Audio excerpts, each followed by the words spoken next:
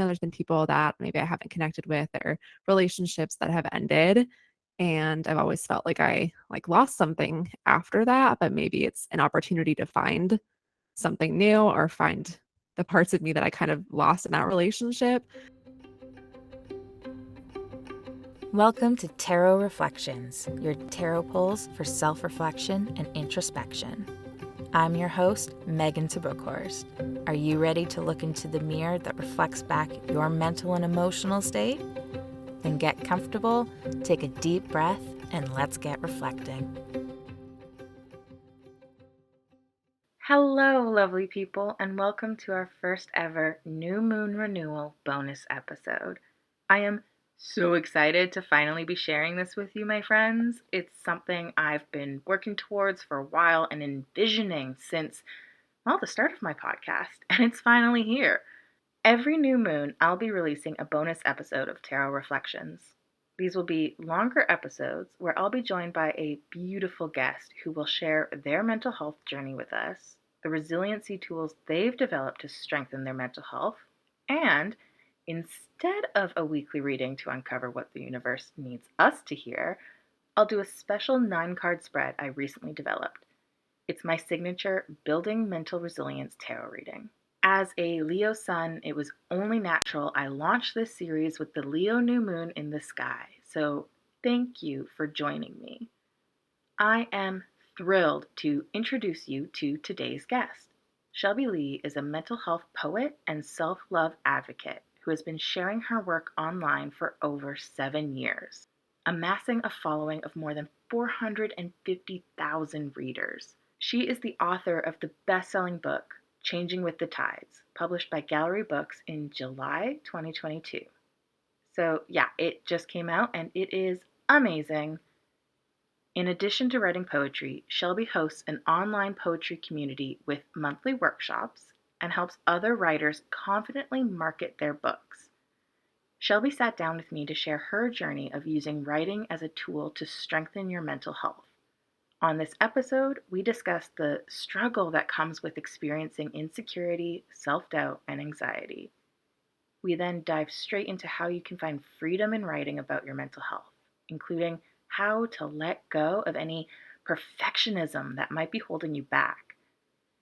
I actually read one of my favorite poems from Shelby's book, and it takes us into a fantastic conversation on refinding ourselves when we're feeling lonely. So, without further ado, let's meet Shelby Leigh. Hi, Shelby. Thank you so much for joining me today. Thanks, Megan. I'm really excited to be here. So I was hoping you could start out by sharing with us a bit about your mental health journey in life so far. Sure, yeah. Starting at the beginning. No, just kidding. I was someone who grew up very, like, confident for the good like, first half of my life, I would say, or first half of my childhood, I should say. Was very outgoing, very kind of confident in myself. I think it was before I realized that people could be judging me or were judging me. So, yeah, so I think that I was really confident for that period of time and then kind of realized, like, uh, that people could be really judgmental. I think that was, like, middle school that I kind of realized that that could be happening, and I, like, shut down, and kind of out of nowhere, it was, like, a pretty sudden change, and I didn't realize that at the time. Of course, whenever you're in it, I feel like you don't really notice it as much. I didn't notice it until later on in life, and I looked back and was like, "Whoa, that was a really sudden change," and I felt like my personality totally flipped, and it was anxiety.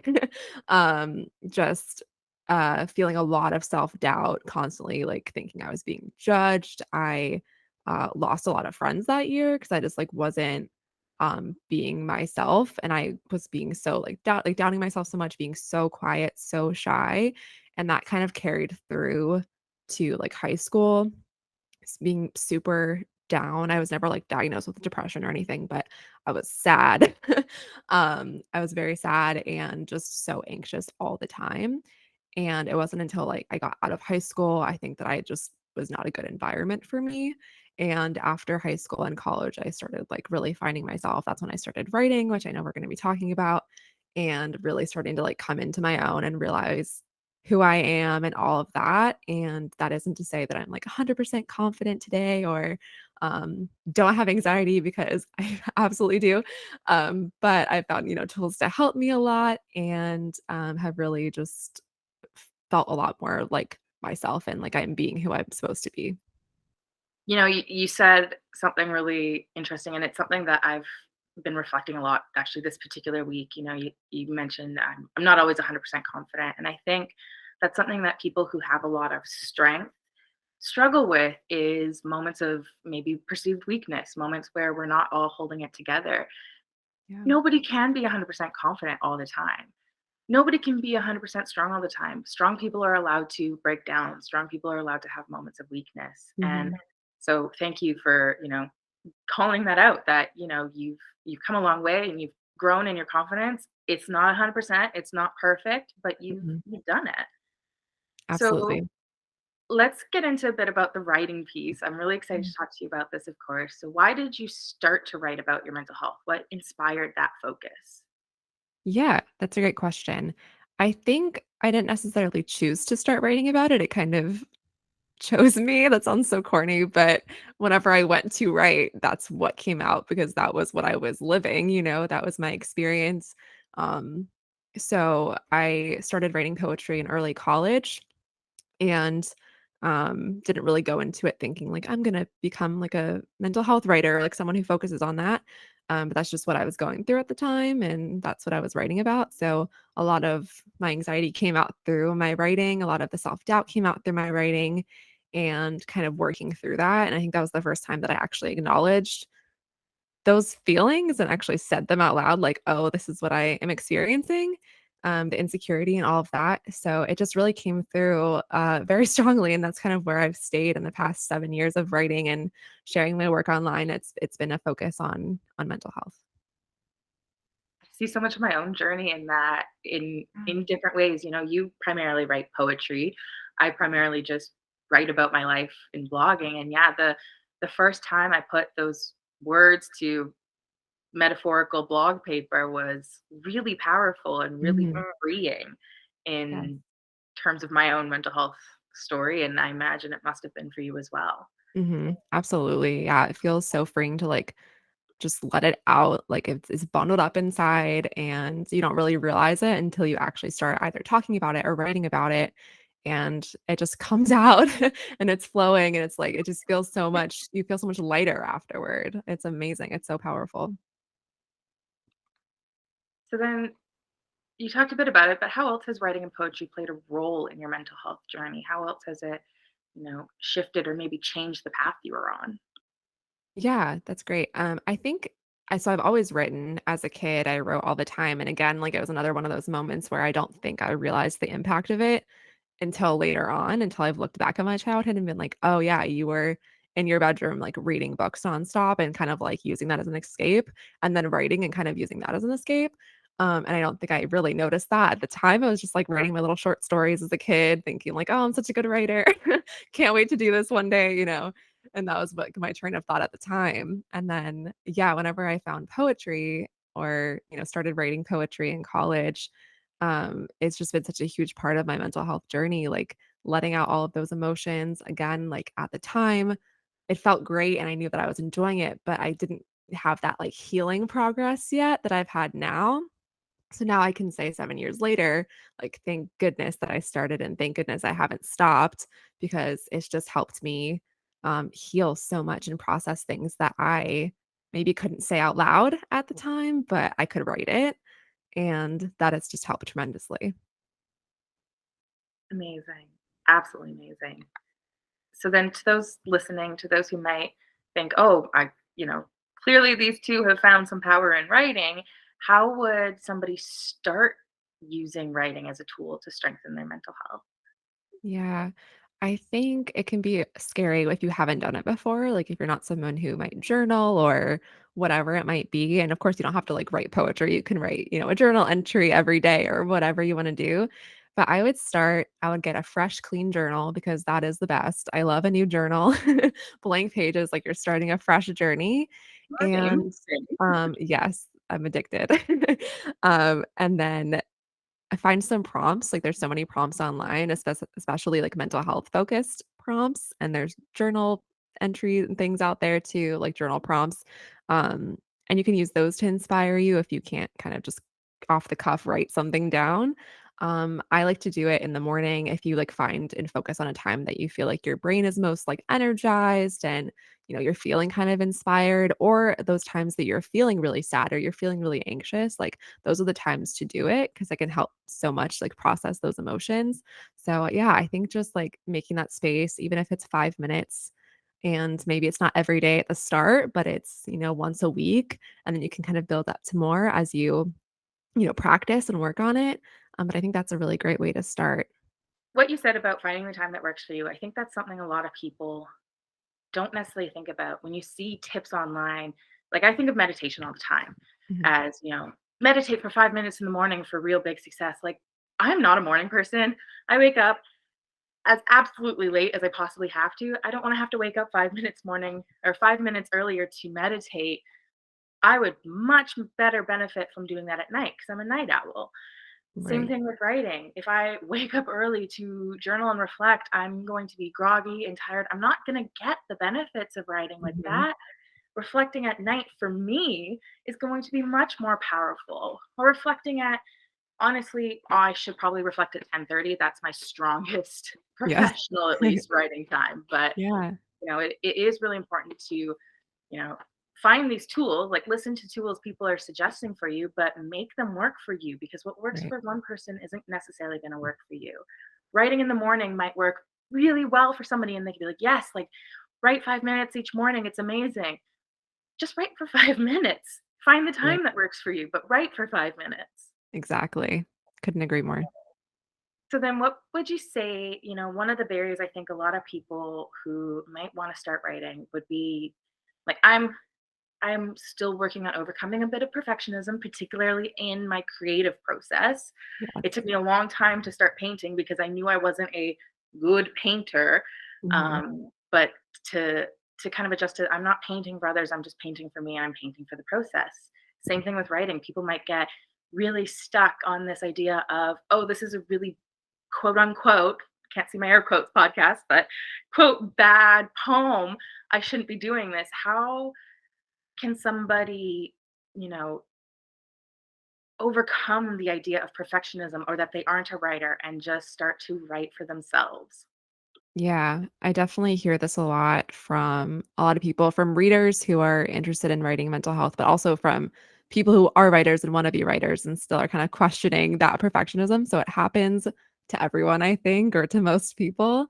So I think knowing that it's really for you and for your mental health, like there's no perfection in anyone. There's no perfection in our mental health. Like it's just a tool for healing. It doesn't need to be something that's shared unless you want to share it.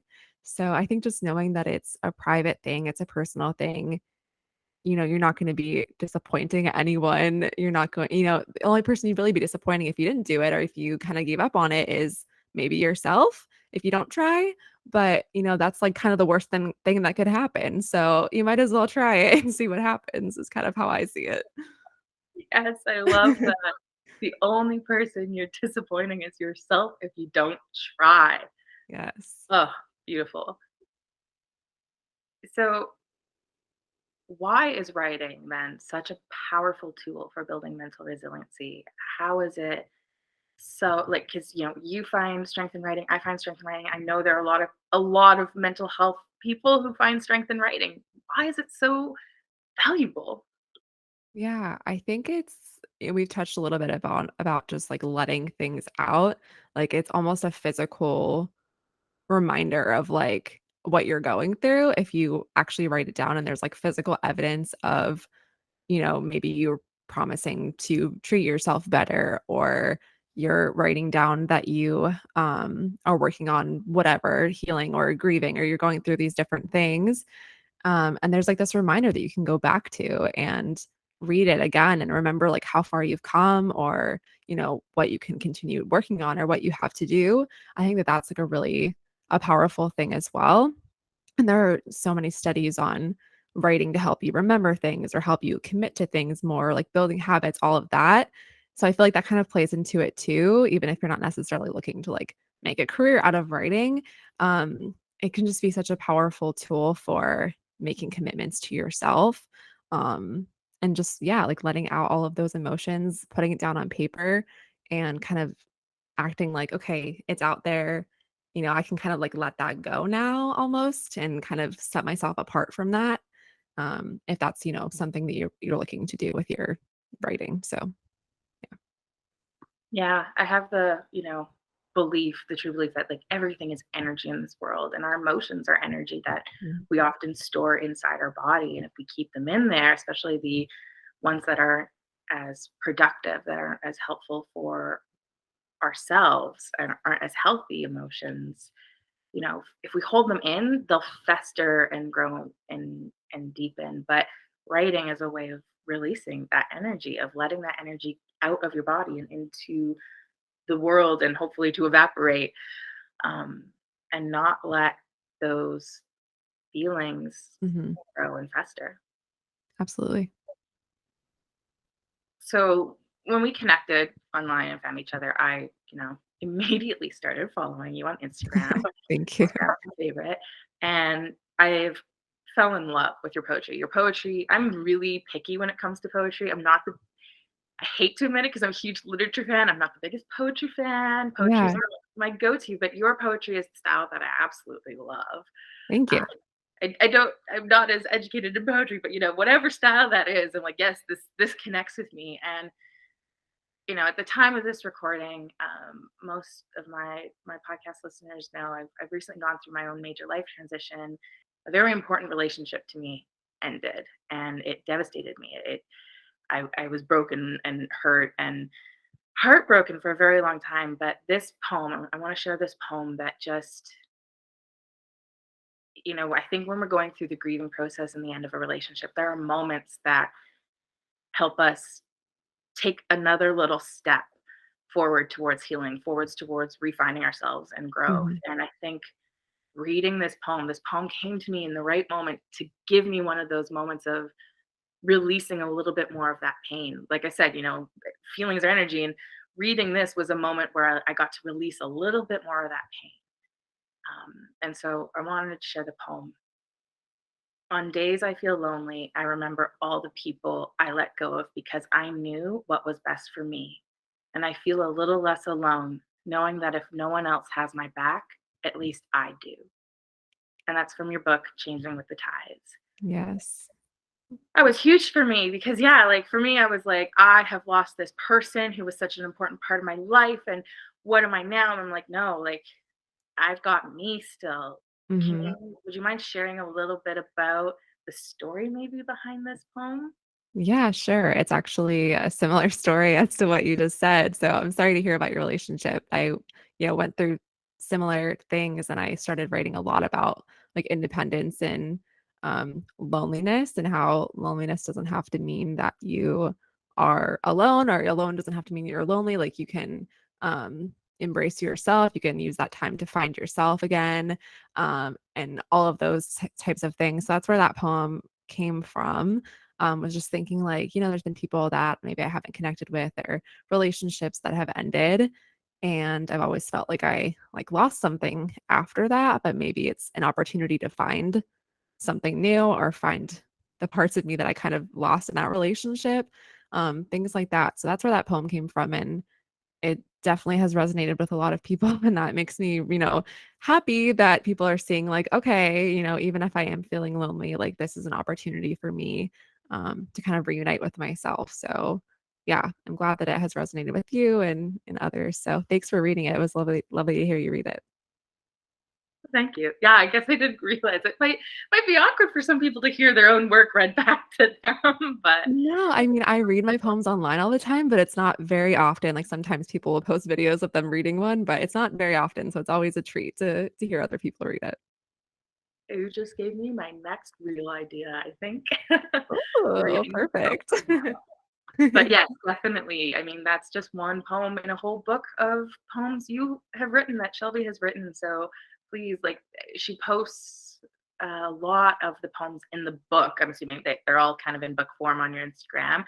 And Mm. it it's just stunning work so far. I could have read them all, honestly. Like, I had a hard time. I was like, I want to read one of her poems, one that's really impacted me, but how am I gonna pick? Like, they all feel like they were written for me. Aw, And yeah, that one just hit me at the right time, and but yeah. they're all absolutely lovely. So Thank definitely check you. out the book, Changing with the Tides. I think Thank you said it you. was just re-released last month in June. Actually, 3 days from now. 3 days from now as of Yeah. recording. So when you're hearing Yeah, this, it's been re-released. Go get exactly. it. Where can they find it? It's pretty much everywhere. Amazon, Barnes& and Noble, all the places online, Target. Yeah. Beautiful. And definitely check out the show notes because I've got all the links there. You can find them. Go Thank by you. Changing with the Tides. Appreciate that. Okay, so with these, episodes, traditionally tarot reflections, it's a one card pull for the week, but Shelby, I pulled a 9 card spread to dive into tools and tips and insights for you to build mental resiliency. Awesome. And it's something that also listeners can hear. And if they see similarity in your story or similarity in the cards, they too can take the lessons from them. I always say with tarot readings, my personal tarot reading philosophy, the tarot for me is not necessarily a tool of divination. It's not a tool to learn what your future is going to be. Because, gosh, did my tarot cards tell me that my relationship was going to be a-okay? Absolutely, because it was in that moment. But Mhm. in my belief, the future is changeable. The future isn't fixed. So Mhm. the tarot reads what's happening in this moment. It delivers a message that you need to hear in this present moment. Um, so it's a 9 card spread, and you get a little affirmation card at the end as well to dive in. It starts with a bit of a reflection on your mental health, and then some lessons. There's highlights and some things that maybe you need to work on in it. Yeah, I'm excited. Of course, my cat decided to sit on your tarot spread while we were doing this interview and completely destroy it. So I'm gonna have to kind of rebuild it in order to just spread them out. I was just like watching him crawl up there. I was like, "You little brat." He knows. This is why I take a picture of things every time. Okay. With your spread, there are a lot of repeat messages. I always find it really interesting because the cards all have different associations and meanings, but some of them overlap a little bit in different ways. Mhm. But yours, there were a lot of the same thing over and over again. And I always find that really powerful when that happens because it's telling me at least that this is a message you got to hear. Yeah. Um, and I kind of want to preface with this message might go against traditional mental health tips and advice. Okay. Um, but I think it's really beautiful based off of hearing a bit about your journey and hearing a bit about how you've supported your mental health. It's kind of linking. So Okay. the first card I pull is sort of like a status check. What's currently going on with your mental health? And we got the Four of Knives, which suggests that there's in this moment a lot going on around you. There's a lot happening, and you might even be pulled in a few different directions, or there's a lot of things influencing your mental well-being right now. Mhm. And it's a reminder to take time to pause, to breathe in particular, and to reflect. Yeah. Just sit and like catch your breath. Give yourself the space in the moment to just and look at what's going on. Some of the keywords associated with the Four of Knives are things like rest, restoration, and contemplation. So it's a Mhm. little bit of a hey, you've got a lot on the Yeah. go right now. Don't forget yourself in that process. Don't forget to take time to breathe, take time to think through. Think is one of those themes that we're going to be thinking or hearing a bit coming up, Okay. but Okay. think through what's That's going on. helpful. Definitely. Since I said my book launches in 3 days, I'm my anxiety is pretty up there right now, so I definitely needed that reminder to rest and breathe. I have not been doing that, so very, A very lot of us forget to do that. yes. Um, Yeah. And then the second card, it represents what uplifts and supports you. And we pulled the 10 of Cups in reverse. So, with the 10 of Cups being reversed, it's signaling to me that you are find value in some quiet time and time alone and time to yourself. You know, Mhm. it's Definitely. that, when you get home at the end of the day, I see just getting home at the end of the day, getting into your space and being alone, and be like, yes, this is what I've needed. I needed this to recharge. I needed this to fill my batteries Mhm. and to make sure that I'm not getting lost in everything else going on around. Right. Again, really emphasizing the what's going on is that need for some time to rest and reflect, and it's time on yourself, time to Yes. you. And then for the third card represents what you need for strength and stability in your mental well-being.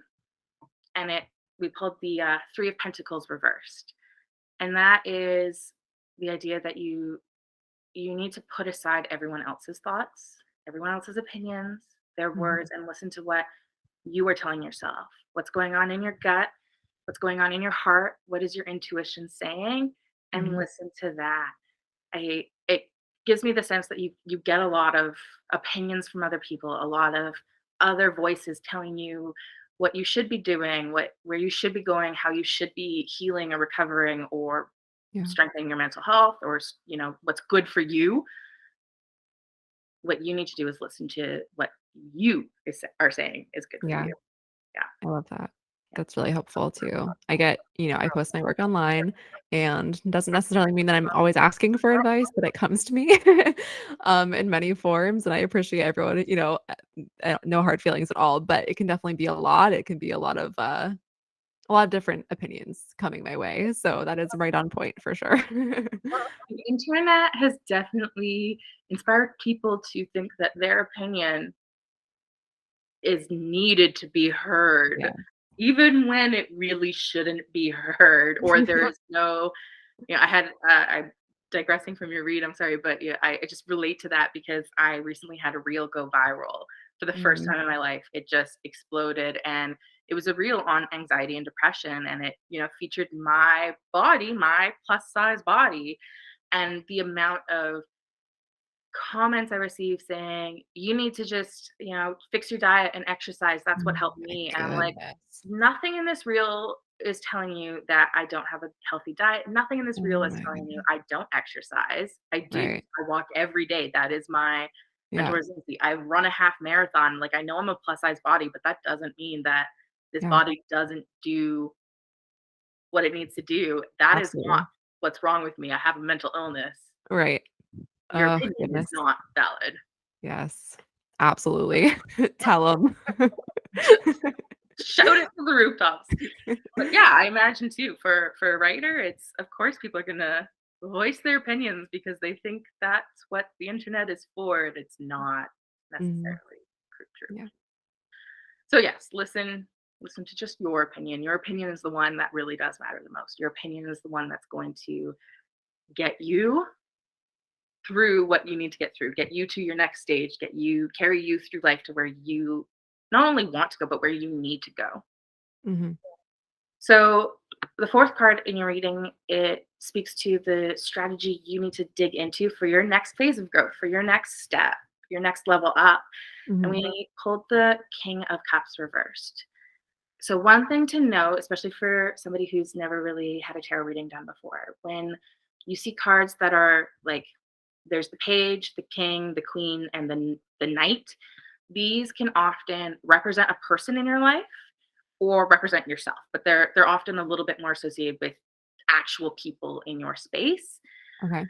And so for the kind of next level up, what the King of Cups reverse is suggesting is that somebody might be coming into your life or has just recently entered your life or could be somebody who's been in your life, but something's gonna change within them. And it's gonna be a person who's going to attempt, whether meaning to or not, to manipulate or trick you in some way, to Mm. sort of push their thoughts and opinions and push you in the direction they want you to go. Mhm. Don't listen to that. Don't fall for it. Don't do it. trust yourself. You know, Yeah. those opinions may be well intentioned, but that's not what you need to do. Right. Don't get led on or led Mhm. astray by somebody whose intentions aren't necessarily pure. Okay. Got it. I'm keeping my eye out. Yeah. It's like that little, oh, Yeah. you every once in a while when you get those cards of like, keep your eye out for this, and then like 3 days later something will happen. You're like, this what that tarot reading was talking about. Yeah. I'm a little hesitant, and it's kind of nice, even if it's not that person, to just be that reminder of reflecting in this situation on, okay, why are people suggesting I do this, or what are their intentions behind their actions Right. for me. Right. Okay. The fifth card represents the barriers you need to prepare for. So, what roadblocks you might be encountering in your journey. And we got the Six of Knives. And the Six of Knives sort of suggests that you're about to be leaving a painful place. It might be, that you're about to be finished this stage with the book launch, the book release, Mhm. um, and it's kind of this sign that you're on your way out of a jam or a sticky space or a sticky spot within your mental health. And to complete that, sort of end that transitional period, just embrace hope, be ready to move on, be ready to get to that next space, be ready to level up, as they say. Yeah. um, but recognize there are difficulties with that. Transitions, even if they are for the best, there is a bit of a loss sometimes in transition, no matter what Mhm. that change may be. And it's okay to sort of mourn that period, but hold on to the hope and joy that comes with the next phase of life. Absolutely. So the next three cards dive into what I like to call, well, what is often called more of the shadow work that you need to do. Some of the first five are a little more like, hey, here's a little heads up, here's a little like what really Yeah. works for you. This is when we start to dive into the meat and the hard truths you might need to be hearing right now. Okay. I'm ready. So card number six represents what you're not facing right now, what you're kind of what's happening, and you're like, nope, I'm not going to deal with that. I'm going to pretend that doesn't exist. And it's saying you're not listening to your intuition. Hmm. Remember how I said some things keep getting repeated? We heard this at the beginning. You need to listen to Yeah. your gut. You have not been doing that so well lately. You're might be avoiding some time to yourself, might be avoiding that alone time and that space to, with the intent to sit into the calm and the compassion and comfort you can give yourself. But that means you have to listen to what you're trying to tell yourself, what your gut, what your heart is saying. Mhm. And for some reason, maybe you're afraid to hear that message right now. And it's time to do it. It's time to face what it is that you're not letting yourself hear. Um, Mhm. and just create that space to be alone and create that space to find calm and comfort in yourself. Okay. That kind of maybe resonate. I always like That to do a definitely little check to see how I'm doing so far. Yeah. Yeah, no, that definitely resonates. I'm someone who's kind of brain over heart a lot of the time, and I work a lot. So, yeah, taking the rest and everything is probably what my, intuition, my heart wants me to do. My brain's like, "No, no, we can't do that." So, yeah, that's definitely something that I need to hear. Our brains are very logic driven. They like things that make sense to them. And sometimes the gut and the intuition, they're more emotion driven, and emotions aren't Mhm. always logical.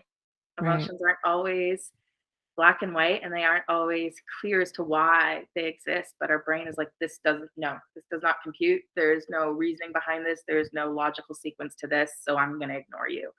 And Yeah. it sounds like that's kind of what might be going on for you right now, eh? Yes, I think that is pretty on point. Card number seven is what you need to release, what you need to let go of. It can be a person, it can be an emotion, it can be a thing in your life. And we got the Page of Knives, which the Page of Knives, often in a reading, will speak to somebody who is, again, remember the page is one of those people. It could represent a person, it could represent yourself. Mhm. So it's often a person who's like full of ideas, but just doesn't really like, especially creative ideas, which is Mhm. knowing you. I was like, oh, this might be speaking about Shelby in particular when Yeah. pulled the card, but it still could be another person in your life. Creative people surround each other with creative people. Yeah. But something that the page isn't often recognized for, and what was really sort of screaming to me when I pulled the card, is that somebody who can be full of ideas often can be a little bit selfish. And Mm. so it's releasing the selfishness, or a Mm. selfish person, or selfish things maybe. And so Yeah. that it's something that, yeah, gets skipped over a lot when the page of knives gets pulled in a reading, but it's Yeah. it's what was coming up in this. The release needs to be around something that's a little selfish. It might not be, your selfishness. It could be that there's somebody in your life who might just be a little selfish these days, and it Mhm. could be that it's time to sort of let that person go or lower their priority in your life. Yeah. Okay. Interesting. And finally, what you need to admit to yourself, what truth you need to hear really right now. We got the justice card. And so, yeah, it's it's kind of a call to recognize the role your actions play in your own life and the decisions you make. What you get in this world is a direct result of your actions. And it's a reminder of the importance to take responsibility for your role in life, in something, in a Mhm. situation, in a relationship, in a decision. Uh, you need more balance. Literally the scales of justice are balanced on the card, and Yeah. that's what it's saying. And that's what we were saying earlier too. Right.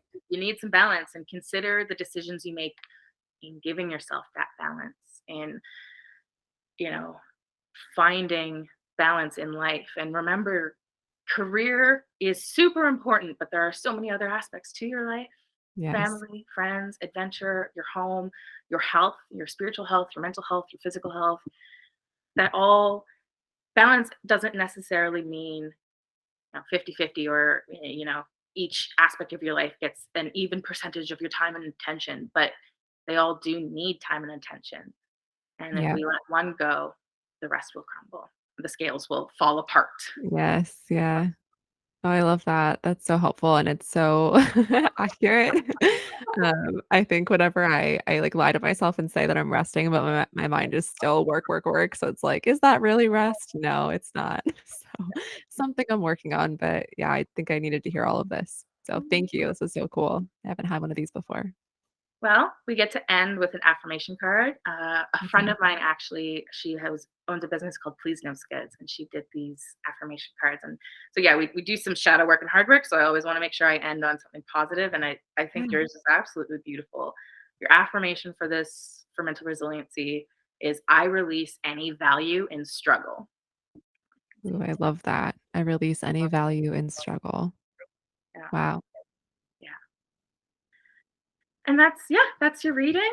Um, any questions, or I shared your reflections. I really appreciate that. So, Yeah, absolutely. This was awesome. I really appreciate the reading. I haven't had that before, but sometimes you need people to just tell you like it is.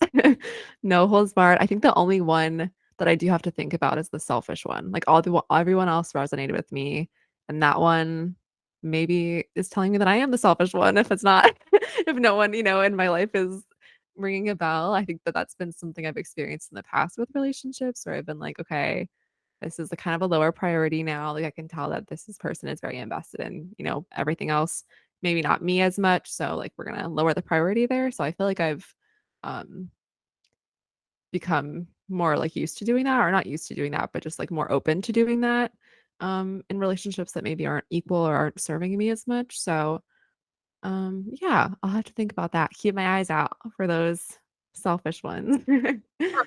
yeah, thank you for sharing that, and for that was a vulnerable share. I so appreciate you opening up and sharing that.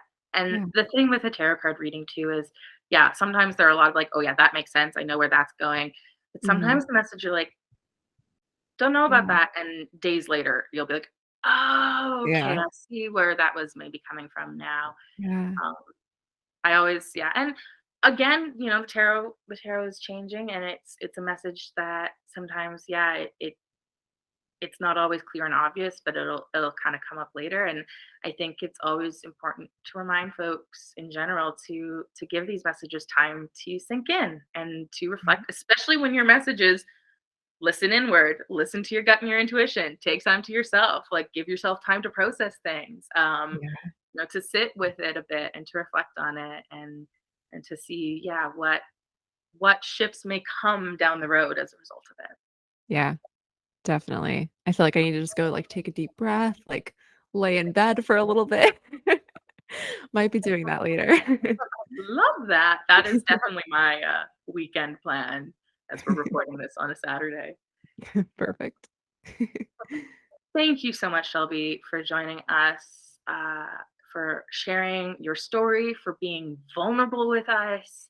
Yeah, I find that vulnerability so beautiful, and I am honored that you brought it to us today. yeah. Where can people find you if they did not get enough of you from this interview, which I highly recommend following because there's so much more Shelby has to share with us all. Thank you so much. This was so wonderful. I appreciate you having me on. So I'm at Shelby Leigh Poetry on TikTok, on Instagram. I read poems, share poems. And then my website is shelbyleigh.co. Leigh is how you spell my last name. So you can find a lot of things there as well.